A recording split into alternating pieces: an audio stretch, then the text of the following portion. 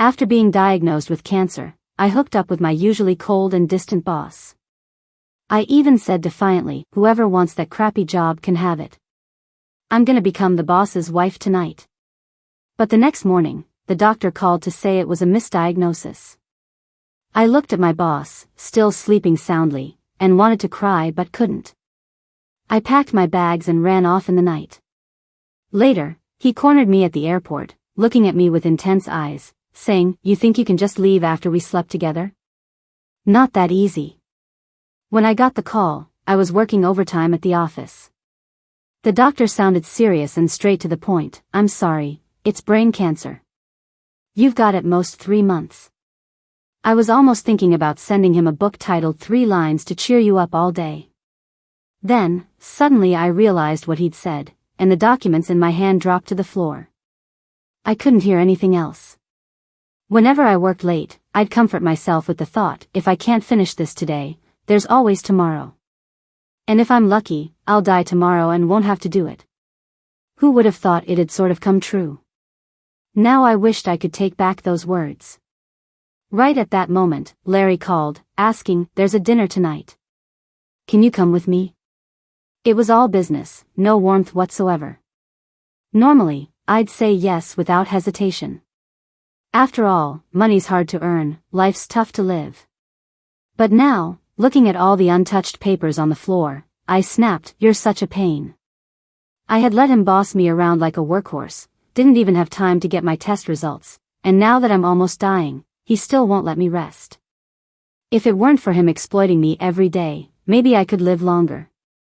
There was a pause on the other end, sounding a bit incredulous. "What did you say?"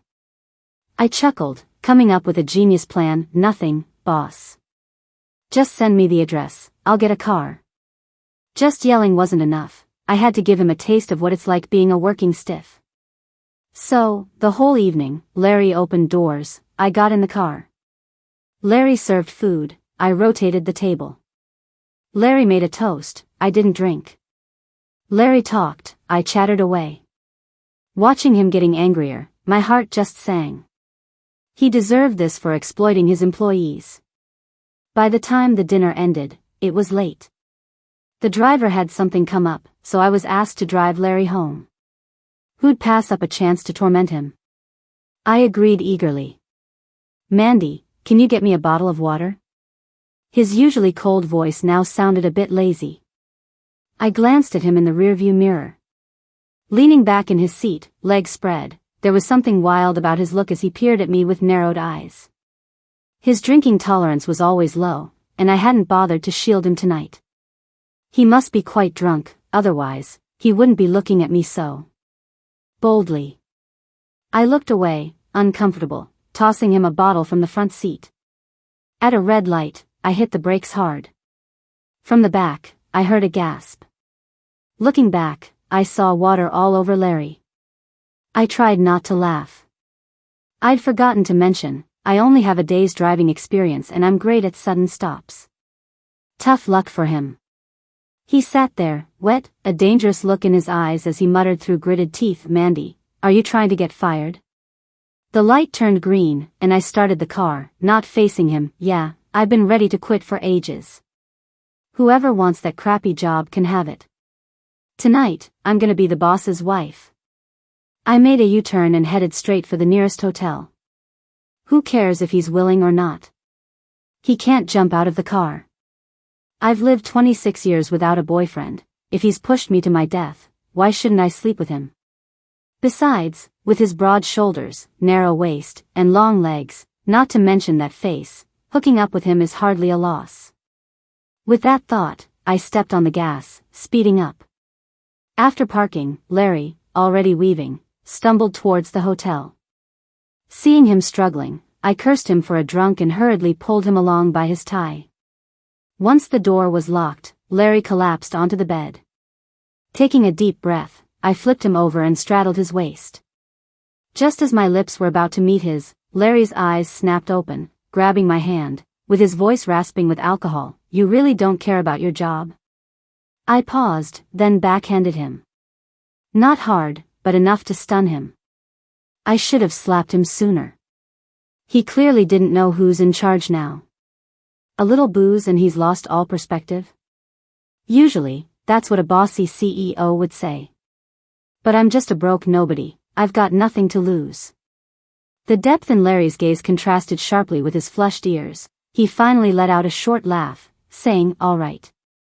I snorted, mocking him, "Your clothes are soaked, should I help you take them off?" He looked at me without a word. Annoyed by his stubborn pretense, I shot him a glare and deftly stripped his clothes off. Then closed my eyes and kissed him. The moment we touched, I gasped. Who knew someone with such a sharp tongue could have lips this soft? I tried to engage deeper, but lack of experience soon left me breathless, leaning on his shoulder for a break. "Need a hand?" he asked. "With what?" I snapped, annoyed. "If you don't know how, I can teach you step by step." My heart raced as I glanced at his long fingers, immediately grasping his meaning. Just as I was about to refuse, Larry flipped us over, his warm hand sliding down my back before he took the lead in the kiss. Soon, I was at Larry's mercy, with no words to say. "Your belt's digging into me," I complained. Larry didn't pause. "You already took it off yourself, remember?" Blushing, I continued, "I need a shower." Larry hesitated, then rose to his feet. Attempting to escape, as my feet hit the floor, he scooped me up. In a lazy voice, he said, "Let's shower together." The next morning, the persistent ring of a phone pulled me out of sleep. Larry was still asleep. I pushed my aching body and answered the call. The doctor on the other end of the phone kept apologizing, saying there was another 72-year-old patient named Mandy yesterday, and he mixed up our test results. Turns out, I just had headaches from overworking, not brain cancer. Before hanging up, the doctor kindly wished I'd never die. But I looked at Larry, still sleeping soundly next to me, and remembered him last night forcing me to open my eyes and tell him who's the king. I could have never died, but it seems I've driven myself to this point. If Larry wakes up to find I took advantage of him when he was drunk, he'd probably kill me. After thinking it over, I decided to make a run for it. Take it one step at a time and die halfway if I must. So, I carefully tidied up all traces and slipped out of the hotel. Back home, I took a long leave from work, bought a ticket to another province, packed a few clothes casually, and headed to the airport. On the way, my phone rang. I glanced at the caller ID and nearly died of shock. Larry. This guy has endless energy. We went at it till midnight last night, and he's awake this early today without feeling tired? Gritting my teeth, I hung up. The phone rang again immediately. I hung up again, and he called again. After a few rounds of this, the driver in front couldn't help but comment. "Young lady, if you got something to say to your boyfriend, just talk it out." I cringed and retorted. "We're not a couple. We're enemies." Capitalists and the working class, naturally opposed. In the midst of talking, my fingers slipped, and I accidentally answered the call. I was caught off guard, about to hang up when a low, hoarse voice came from the other end. "Mandy, where are you?" Straightforward and emotionless. I quickly concluded he must have forgotten what happened last night, otherwise, he wouldn't be so calm and cool. Thank goodness, the storm has passed. I let my guard down and replied. "Boss, I haven't been feeling well lately. I'm planning a trip to relax. I'm already heading to the airport." There was a pause on the other end, followed by a restrained laugh. "Mandy, you slept with me and now you want to run?" I felt everything go dark. Spoke too soon. The storm has only just begun. Feigning calmness, I asked. "What do you mean?" Larry seemed to grit his teeth. "Mandy, should I repeat what you said last night?" He had me saying quite a lot last night, definitely not suitable for daytime. Rushing to interrupt, I blurted, "You must have been dreaming last night." Larry was silent for a moment. I was drunk, not dead. Besides, I checked the hotel surveillance. Everything went dark yet again.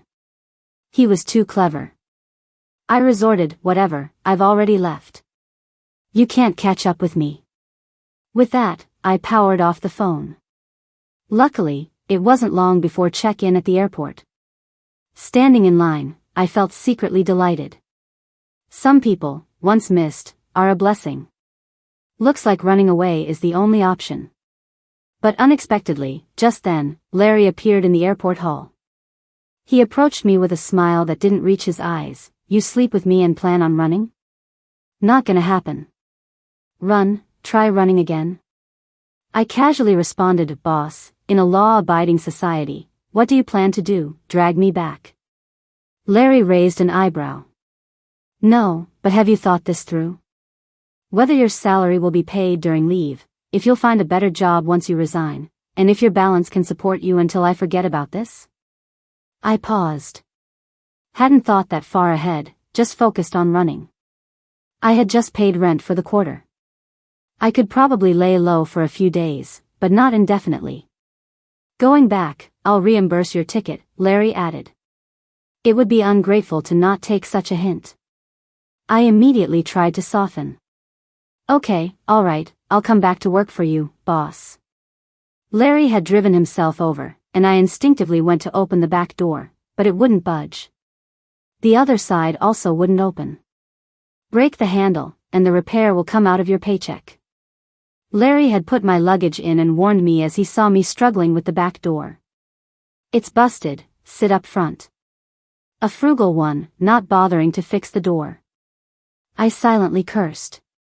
Then realized sitting in the front seat might not be ideal. So I asked considerately, "Boss, you were drinking last night. Can you drive?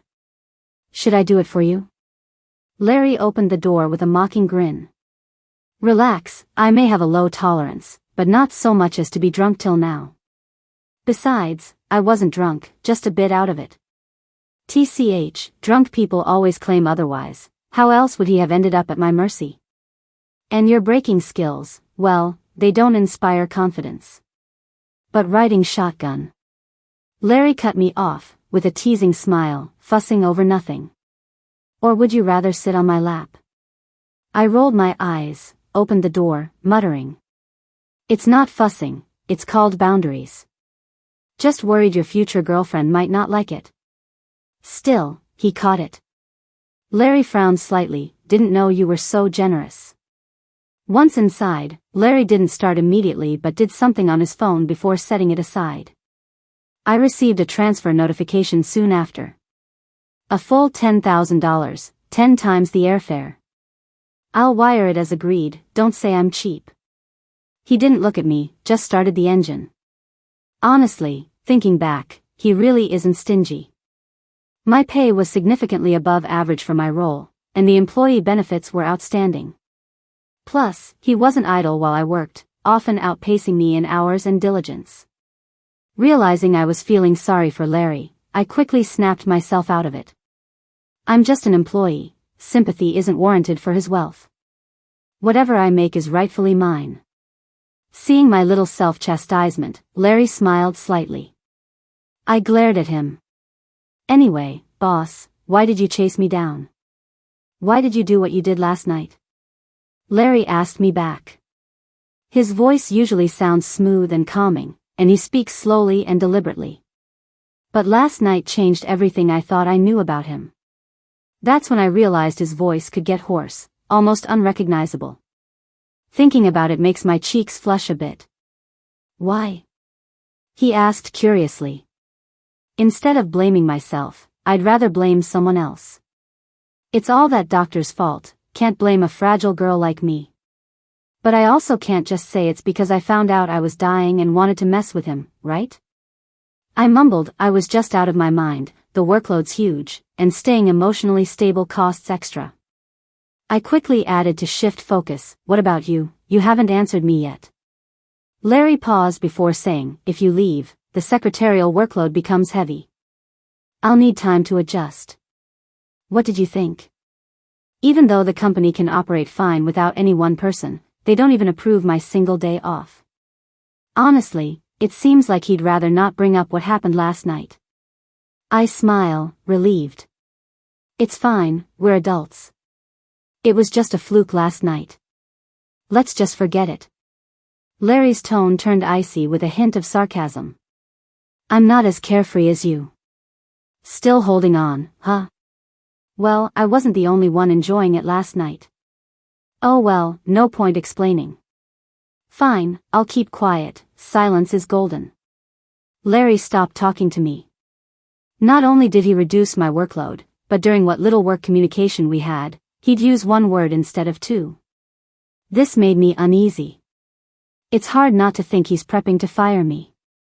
Who's to say he isn't using kindness to throw off my guard, only to strike later? I decided to take action. All afternoon, I sent out resumes online so I could leave as soon as I found a new job. Quitting is definitely better than getting fired. Even at work, you've got to maintain your dignity. Close to quitting time, I sat at my desk plucking leaves from a money tree, feeling like time was crawling. Work felt like a sentence with no parole. I've never felt time drag on like this. At that moment, my mom called. Mandy, are you busy lately? Busy, I replied. With what? Oh, just busy being busy, I answered offhandedly.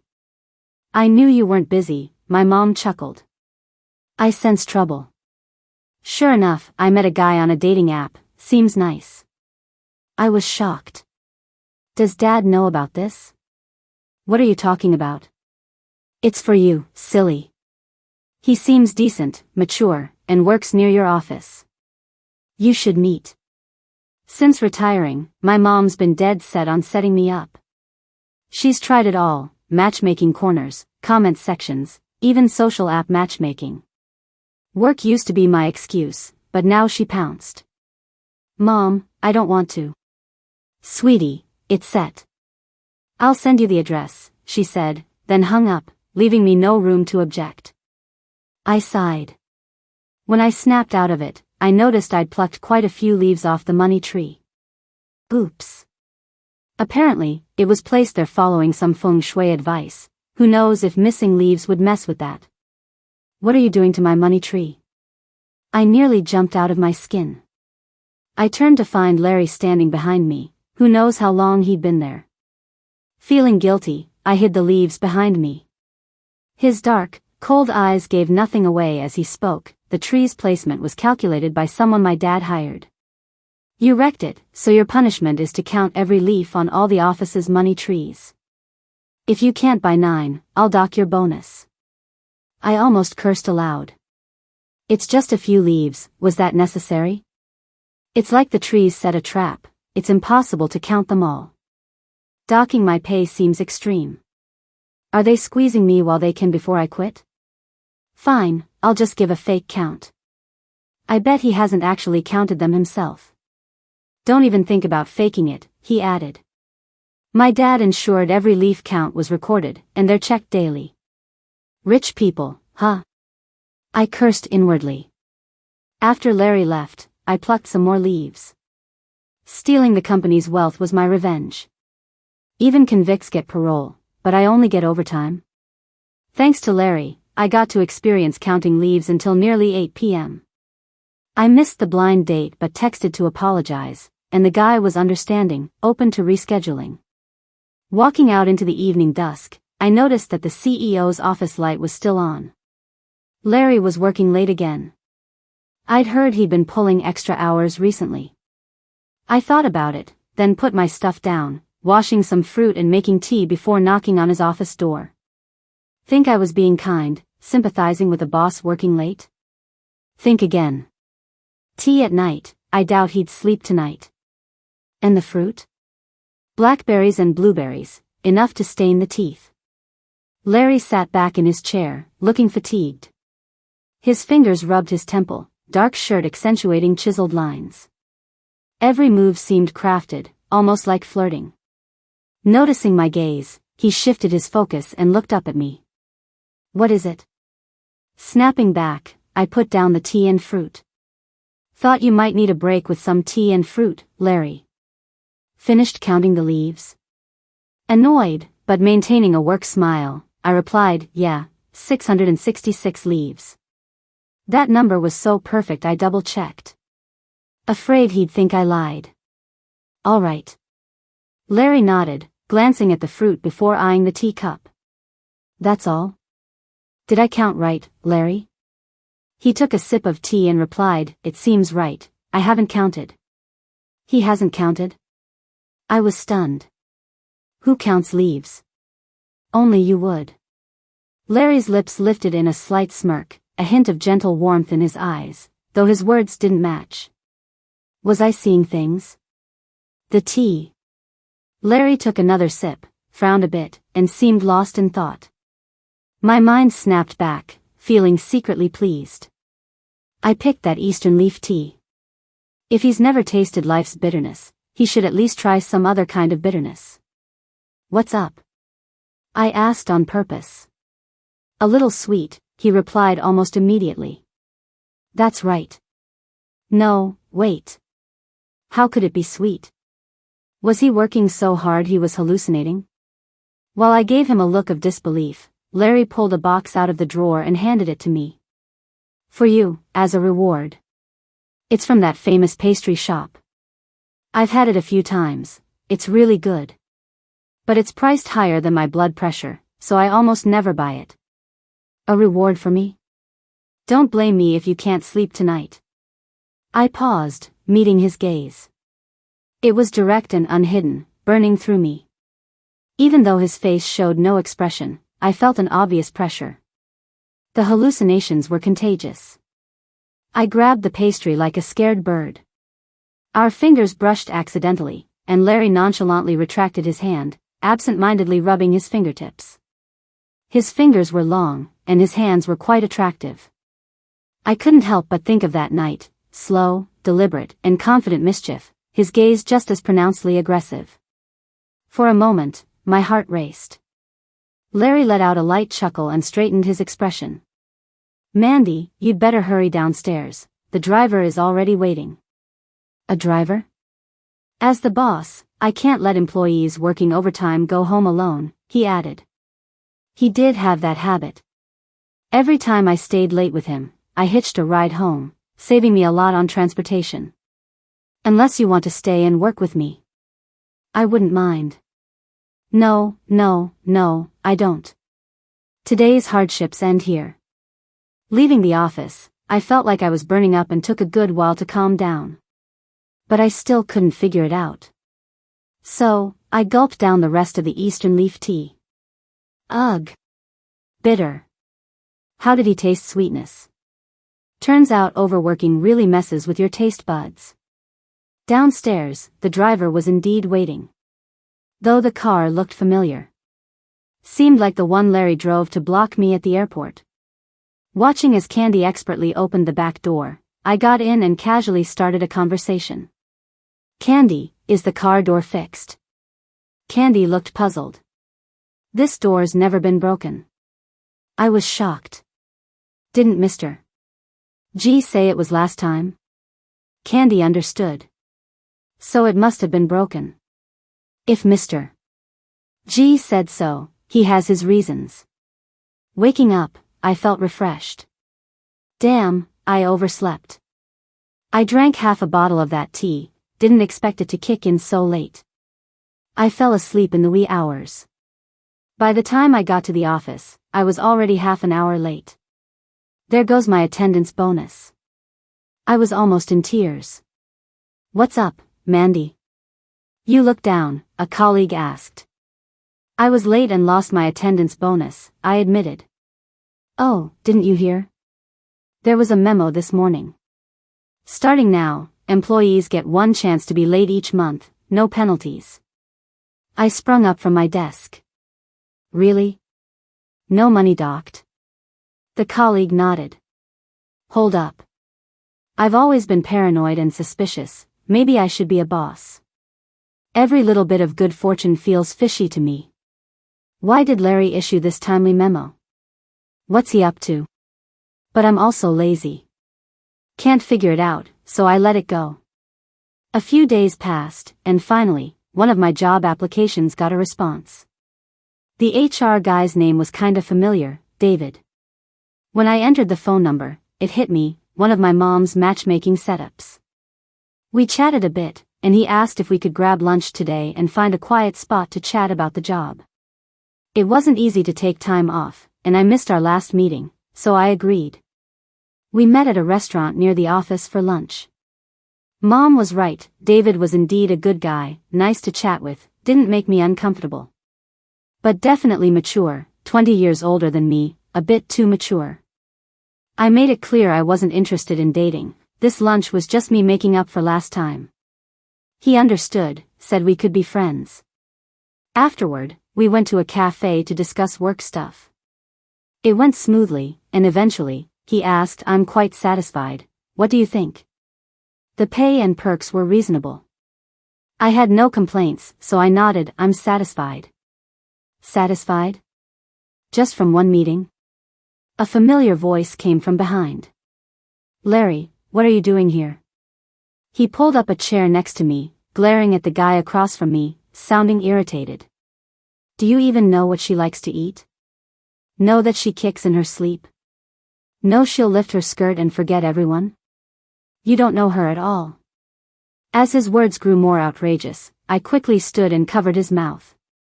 Please, stop, I whispered, pleading. No. I have to say it. He got more worked up, sounding almost wounded. I've been working overtime to lighten your load. And you, giving you free time just to see other guys, huh? I'm here suffering while you're happy with someone else? He's met you once and can be with you, why not me? What do I get? Is this bad luck for me? 5. More and more people in the coffee shop were starting to notice us. I wanted to crawl into a hole. It was so embarrassing. I had no choice but to apologize to David, covering my face with one hand and Larry's with the other, dragging Larry out of the coffee shop. Finally getting Larry outside, I was out of breath. I glanced back at the coffee shop and saw no one paying attention to us anymore, finally feeling a bit of relief. Are you okay? I asked him. What kind of crazy stunt was that in broad daylight? Larry glared, as cold as ice, and fired back at me, are you okay? If I didn't already know your dad, I would have thought that man back there was him. Is this what you're settling for? You must be starving, frustration welled up in me. No, I wasn't. I retorted. Don't even try to explain, Larry interrupted, looking furious. So, you like old men now? What's the appeal? That they don't last long, they're low on energy, or you're planning to take care of him until the end, Larry. I was annoyed, stomping my foot, feeling a headache starting. Larry looked fierce, his eyes getting red. Mandy, no matter how much you think I'm lacking, am I not younger, better looking, and wealthier than him? How come he's okay, and I'm not? I was confused and suddenly silent. Crying? Larry turned his head, his tone sour. I'm not crying, just imagining you two together hurts my eyes. Even though his words were a bit random, I felt I should explain. I am not seeing him or dating him. When I said I was satisfied, I didn't mean with him personally. Why do you think I see you as less? Larry paused, a bit awkward, but his tone softened, ignoring my question. What were you guys talking about? I hesitated. He's been working overtime to help lighten my workload, while I stayed small-minded, suspecting he was out to get me. Saying it out loud would hurt. So I kept it short and simple. I applied to his company, and he was interviewing me. Larry's relaxed expression tensed again, looking at me with disbelief. Are you leaving me? I didn't know what to say. He's such a grown man, daring me to leave him but not wanting to let go. Enough, don't say any more. Larry's voice was on the edge of breaking, and he turned to leave, throwing back, let's leave it at this, I'll figure something out. I stood there, feeling lost. That night, my head was a jumble. No matter how much I tried to sort it, it didn't make sense. Luckily, my best friend stopped by, so I told her everything. You're saying he thought you were on a date and made a scene? She asked. Yeah, he must have overheard my call with Mom. So, I hesitated. Do you think he likes me? My friend smacked me on the head. You dense blockhead, he must like you. Why would he sleep with you and then chase you all the way to the airport? I frowned but quickly dismissed the idea. But if he liked me, why didn't he confess after that day? What did you say to him the morning after? What did I say? I told him we're both adults, it was an accident, and to just forget about it. The more I spoke, the less confident I felt. Maybe he left because I drove him away. Men have their pride. Saying that makes it clear you don't want to take responsibility. Even if he liked you, he wouldn't confess. No wonder Larry acted like a jilted lover today. So, Joe, do you like him? Do I like him? All I know is when I learned I was dying, he was the first person I thought of. The night with him didn't feel like revenge. It felt like I wanted more time with him. When he said those things today, a part of me felt quietly happy. I probably do like him. I nodded, making up my mind. On Monday, I picked out a cute dress, put on some makeup, and felt a bit excited about going to work. My co-workers noticed I wasn't my usual zombie-like self and we ended up laughing and joking around. Someone suddenly shouted, "Here comes the boss." And everyone went quiet. Soon, Larry showed up at the office door with a girl beside him. She was young, beautiful, and wore expensive clothes and jewelry. She looked like Larry's kind of person. "This is Candy, the new assistant. Get to know each other." Larry had an arm casually around her shoulders, looking unexpectedly affectionate as he nudged her forward. "Hi, I'm Candy. Looking forward to working with you all," everyone introduced themselves, and when it was my turn, I felt Larry's eyes on me for a moment. But when I turned to look at him, he had already shifted his gaze. After introductions, Larry led Candy to his office, glancing back at her now and then. Watching them walk away, I felt like a bucket of cold water had been dumped over me. He's never shown such care to a new assistant before or looked at a girl that way. His way of figuring something out was hiring a new assistant. Once she's settled in, will I be shown the door? The company retreat had been in the works for a couple of months, postponed because of a big project. But finally, it was scheduled for this week. Larry will be there, too. I was in a bad mood and wasn't planning to go. But a coworker told me the boss said the day before that unless it was absolutely necessary, everyone had to join the team building event. Can't even avoid Larry, huh? I shouldn't have turned David down so fast. Now I can't leave even if I want to. On the day of the event, I carried this dead vibe around me, making dogs want to avoid me. As soon as the bus arrived, I grabbed a window seat in the back row. Colleagues started getting on the bus, and it filled up quickly, leaving only the seats next to me and in front of me reserved for the boss. Larry and Candy got on one after the other.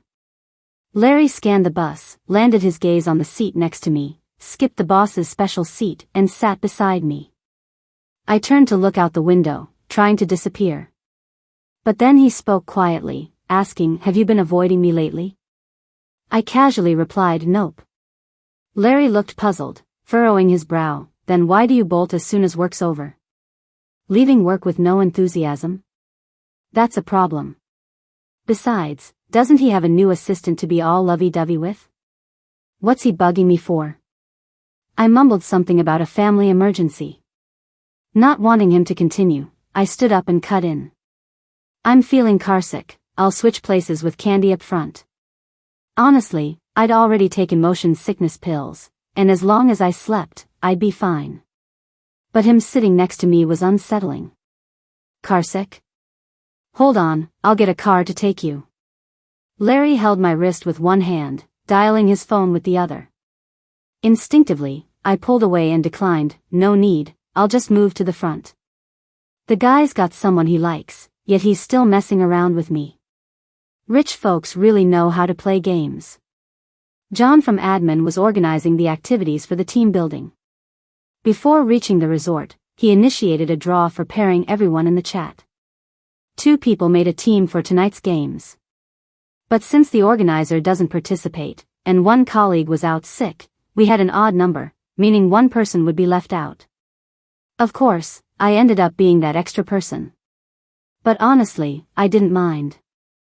That evening, while they paired up for tug of war, I sat nearby munching on barbecue. John probably noticed I was alone and suggested I team up with him. Afraid he'd be too busy, I politely declined. But my colleague's persistent coaxing left me with no choice but to agree. Just before going up, someone in the crowd commented, "Seems like John's always had a crush on Mandy." I stiffened, looking at John. He blushed, awkwardly changing the subject. "We should get going, the game's starting." "Whatever. I'll play this round and be done." Stepping up, yet again, bad luck. I drew Larry and Candy as opponents. Am I just some NPC for their game? Feeling exasperated, I picked up the rope. Looking up, I immediately locked eyes with Larry.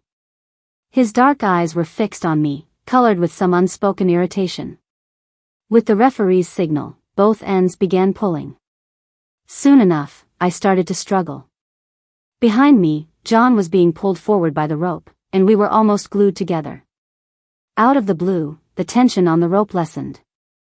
I saw Larry's face darken as he let go of the rope with one hand, quietly watching me. I seized the moment, adjusted myself, and won the game. "You won," Larry muttered, leaving the scene. I turned to thank John, saying I wouldn't join any more games. Back at my seat, I fiddled with my phone. A shadow loomed over, someone sat next to me. Assuming it was just another colleague, I didn't pay attention. "Feel sick on the bus today?" Startled, I looked aside to see Larry beside me.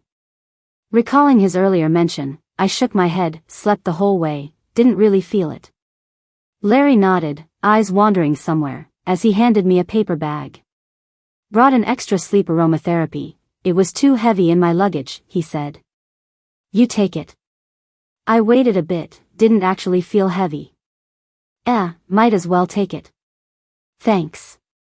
After some silence, I couldn't resist asking. Candy seemed really into the tug-of-war prize. Larry replied coldly, I continued, "Didn't she mind you giving up the game?" "Unfazed," he said, "she listens to me." I pouted, feeling a tinge of unexplainable jealousy. "So lovey-dovey, huh?" I muttered softly. "What?" Larry hadn't caught it. If he didn't hear, no need to repeat. Seeing my silence, Larry's brows furrowed slightly. Perhaps it was the dim light, but I thought I caught a hint of longing in his eyes. Why keep bringing her up? Then he added, "When pulling the rope earlier, John almost stuck right to you, and you didn't budge. If I hadn't given in, you too would be the gossip topic tonight." He cleared his throat, trying to brush it off. "You're my assistant. Best to mind appearances. You know she's keen on the prize. I've quite a bit invested to keep her happy." So he's worried about my gossip hurting him. He's anxious over nothing. I sat up straighter, unfazed. "Then you shouldn't have given up." Larry hesitated, gritting his teeth, didn't want to have John moving to Africa on impulse. How dramatic. Speak of the devil. At this moment, John approached with his notebook. Glancing at me, then at Larry, he asked, "Boss, tomorrow's activity spot had a sudden safety issue. It's under construction now. Our department's thinking of selecting a backup activity. How's that sound?" Seeing John, Larry's face darkened further. "List them. What are the options?" 7. John was just an innocent bystander, clueless about why he had upset the boss. He swallowed hard, not daring to breathe too loudly. "Let's start with fishing," he suggested. Larry thought for a moment and shook his head. "Nah, I'm scared of fishing, had a bad experience." John was taken aback. "How about horseback riding?" "No way, got kicked by a horse once, scared me stiff."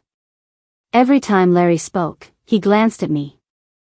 I was starting to suspect he was being sarcastic, but had no proof. I was sweating bullets. "What about biking in the forest park?" John cautiously proposed his last option. Larry thought it over and finally nodded. "Yeah, that works." John heaved a sigh of relief, jotting it down in his notebook. He glanced up, sensing an odd vibe between Larry and me, and hesitated before speaking again. Larry, about Mandy." Larry frowned and interrupted him, suggesting it's best not to use nicknames like that between colleagues. John decided not to press further, said his goodbyes, and made a quick exit. So, it was just me and Larry again. My heart pounded, and I wanted to get out of there too. Before I could stand, a big hand landed on my shoulder. We need to talk, okay? Oh great, what's there to talk about? Could it be about laying me off? I mean, I'm not gonna hang around if you want me gone that badly. Feeling frustrated, I brushed his hand off.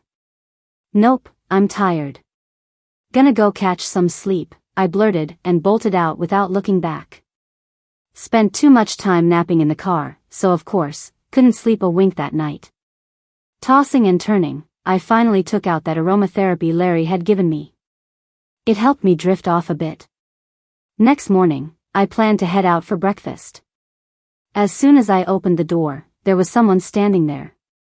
Larry. I was surprised. What are you doing here? He glanced my way, looking relaxed and in a good mood as he handed me breakfast. Waiting for you. Waiting for me? Today's team building is biking. Shouldn't he be meeting up with Candy? Larry nodded, stuffing the breakfast into my hands.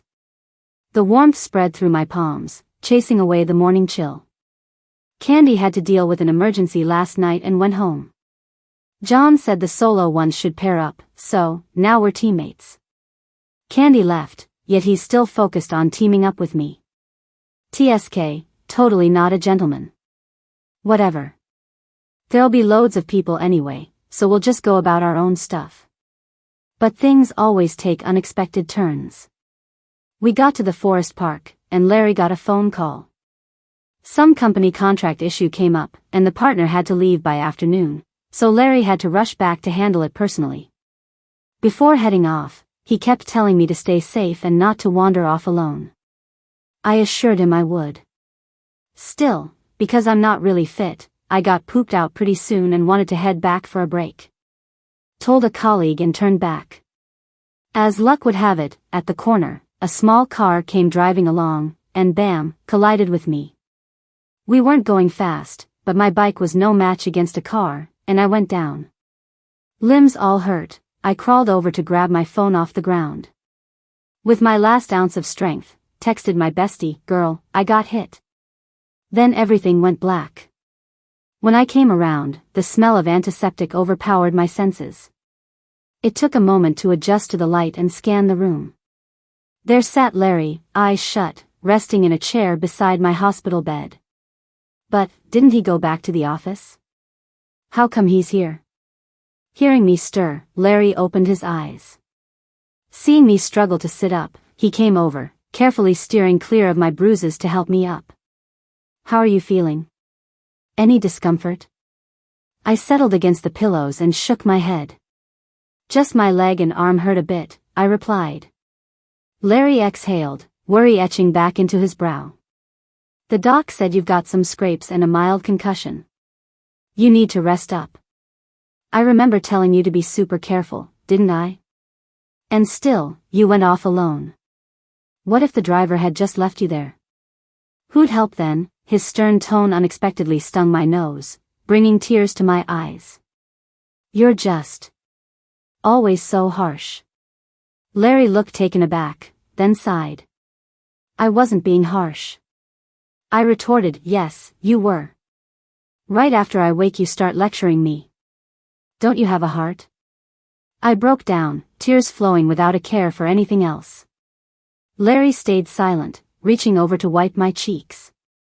When he couldn't keep up with my tears, he leaned in and kissed them away, bit by bit. I froze, forgetting to cry. His voice dropped to a gentle tone, I was just worried. You don't know how scared I was when I got your message. Message? I jolted, wanting to pull away, but his strong arm kept me close. I whispered, what message? Larry showed me the chat screen. Oh, great. That message meant for my friend accidentally got sent to him. Plus, I had bestie saved as help. Clearly, I'd hit my head hard. Then suddenly, another thought hit me. What about your company's project? I asked. Partner left, deals off, Larry casually replied. I was infuriated. Are you stupid? That deal could have brought in loads of cash. Just drop it, I'm not dumb. I know what matters more, you or the deal. He tilted my chin up, forcing eye contact. His usually calm eyes now had an intense undercurrent. You're the foolish one. Is my affection still not clear to you? My heart skipped at his words. Remembering how he looked at Candy, my mood soured, and I pushed him away. And what about Candy? His sudden frown showed his surprise. What's she got to do with anything? I snorted. You like her, don't you? Just admit it. A guy like you, with zero honor, even if you were a gift, I wouldn't take you. Larry locked his gaze onto me, unwavering. Who told you I fancy her? 8. I couldn't help but laugh in disbelief. You're the one showing her around at work, constantly looking back at her. Does anyone even need to say anything? It just naturally seems like a thing. Larry's face turned dark as ink, the veins on his forehead faintly twitching. She's my sister, the only person I've ever liked is you. Did you hear me? Well, this is awkward, isn't it? I never heard you had a sister, though. I said sheepishly. Larry was patient. She's my little aunt's kid. She's graduated and causing trouble at home every day, so my mom asked me to get her a job. I was short-handed, so I had her come to my company. And I wasn't constantly looking back at her, I was looking at you. Looking at me? Yeah, you looked so pretty that day. What's wrong with sneaking a glance? Larry said it with such conviction, now I was the one confused. I'm saying it again, Mandy, it's you I've liked for a long time. That night I was tipsy, sure, but not so out of it that I had no clue. I planned on confessing the next day, but when I woke up, you were gone, telling me to forget everything. Who was I supposed to talk to about this? It took me ages to coax you back. I was scared you'd bolt again, so I lessened your work to keep you around. But your reduced workload had to be done by someone, so I was stuck working overtime. And there I was, working myself to the bone for you, while you're secretly looking for another job. He gave me a reproachful look. My bestie was right, this was the reason he hadn't confessed. I went back home thinking about it for a long time. This couldn't go on. I needed to keep an eye on you, to stop you from doing anything that would upset me. Just when my mom wanted me to find Candy a job, I personally helped her get acquainted with work, just to free my evenings for you. Who knew you'd think I liked Candy, and would purposely avoid me because of it? I felt so unjustly treated. After he finished speaking, the hospital room fell silent. I sat there, dumbfounded, digesting his words. Turns out he hasn't changed how he feels, he's always liked me. We're such fools, wasting so much time over a misunderstanding. Sensing I wasn't speaking, Larry lowered his head in defeat, his voice softer. Sorry, did I scare you? I get it, you don't like me. It's okay, you don't have to feel obligated, but could you give me a chance? Before he could finish, I wrapped my arms around his neck and kissed his forehead. Before he had time to react, I pulled back a bit, looked him in the eyes. There's something I need to come clean about. Actually, that day it wasn't that my mind was unclear, it was because I was wrongly diagnosed with cancer. You made me work late, and I was pissed, so I wanted to get back at you. At first, I didn't want to take responsibility. But during this time, I've figured out my own feelings. Larry, I like you too. So I'll take responsibility, completely. Larry was slightly stunned, then looked at me and smiled, relieved. Good thing for fate's missteps. Yeah, thank goodness for that. I kissed him on the forehead, then trailed down to his lips. Larry quickly took over, capturing my mouth. I was kissed so thoroughly I lost my sense of direction.